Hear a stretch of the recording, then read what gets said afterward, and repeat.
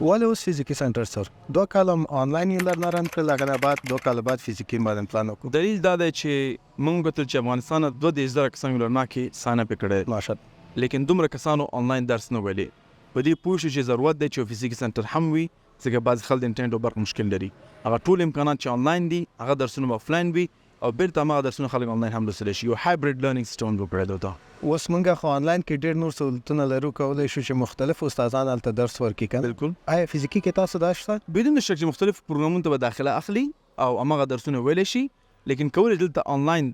فزیکي درس وي من یو اتاق جدا وته لرو هغه درسونه بیرته آنلاین نور استادان نه هم وي دلته انټرنیټ لیپټاپ هر څه شته دی. سر کورسونه خو ډېر زیات دي بيخي تاسو د یونیک دلته اوس جوړ کړی چې خلک راشي دلته. اولین زیات ل ټول تعمیر وګوره چې ډیر یونیک دی دویم اکم درسونه چې دي کم چې ناصر دی هغه بل کورس یو ځای کوم نشته دی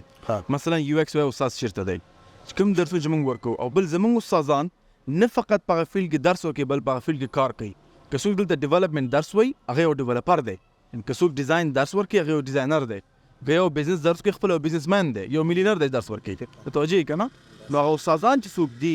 هغه موږ ډیر صحیح انتخاب کړی دي ځکه مشکل متاسفانه پوهنتون کې دا دی چې اوس ته بزنس درس درګي په خپل بزنس کړن دي خپل کارمن لري نه کتاب لیکلای دا کاروبار نه لري متوجه کنه وسه کتاب لیکو څنګه ملیونر شم بیا پیسې نه څنګه چاپ کی یعنی هدف مې دا دلته پیسو بحث نه دی دلته مسلک بحث دی موږ هغه مسلکونه خلک تخیل کوم مارکیټ کې د ضرورت دي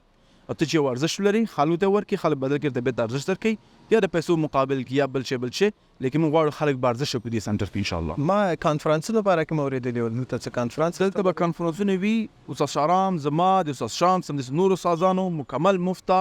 مختلف موضوعاتو کې موږ به شاید انوار هم د نور کوم کسان چې دي کوم موضوع باندې پیږي آنلاین به درس وکړي دلته به کانفرنسونه لاندې درې سم څو کسان د زیشته ده دا مفت درسونه ان شاء الله. دا شاید انور باره کې ما اوریدلی ول چې راځي آنلاین کلاسز اخلي هغه باندې بحث روان دی چې شاید انور افغانستان ته راشي سم مفیدیت به وي آیا کې بخیران شي هغه سره ما خپل خبر روان دي ګورو چې څه شی یعنی صنفونه 100% اخلي 100% به حتما صنفونه ډیر سلامت جزاکم الله خیر ان شاء الله.